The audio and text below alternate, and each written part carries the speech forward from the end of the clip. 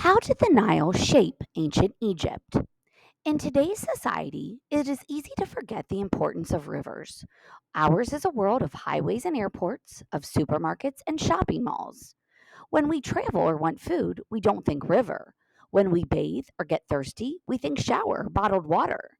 This has not always been the case. In fact, four of the world's most important ancient cultures are known by historians as the river civilizations. These were Mesopotamia on the Tigris Euphrates River, China on the Yangtze, India on the Indus, and Egypt on the Nile. They are called the river civilizations because of the powerful influence a large river system had on the lives of the people. And nowhere was this more true than in the ancient kingdom of Egypt. Perhaps the most stunning fact about Egypt is its age. The first pharaoh began his rule in 2920 BCE, nearly 5,000 years ago.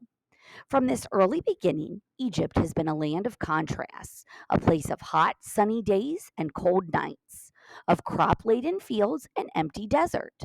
In its early days, Egypt was two distinct kingdoms. To the south was Upper Egypt, where the Nile flows north out of the mountains.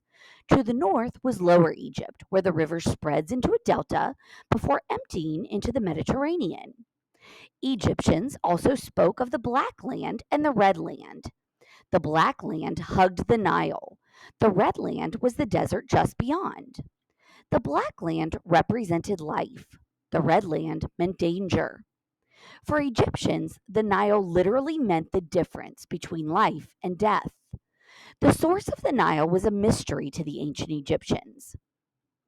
Now we know that one branch, called the Blue Nile, begins in Lake Tana in the highlands of Ethiopia. The other main branch, the White Nile, begins with the waters that flow into and then out of Lake Victoria in Kenya.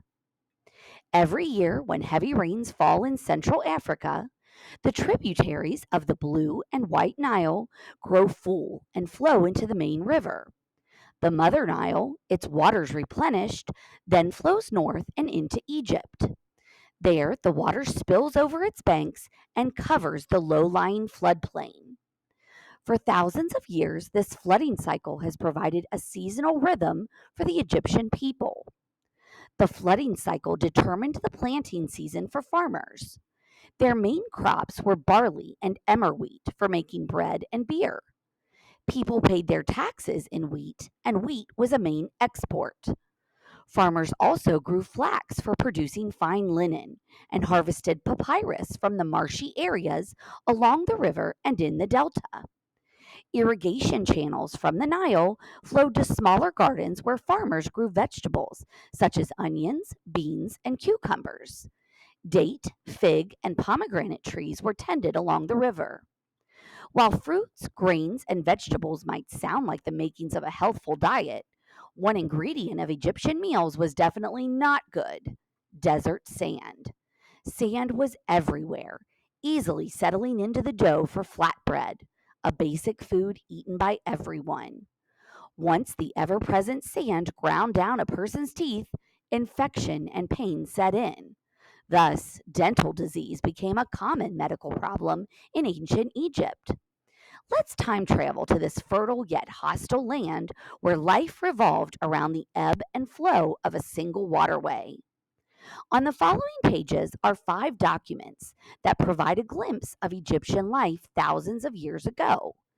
As you read the documents, think about how the Nile gave rise to a civilization that, all this time later, continues to fascinate. Then answer the question: how did the Nile shape ancient Egypt?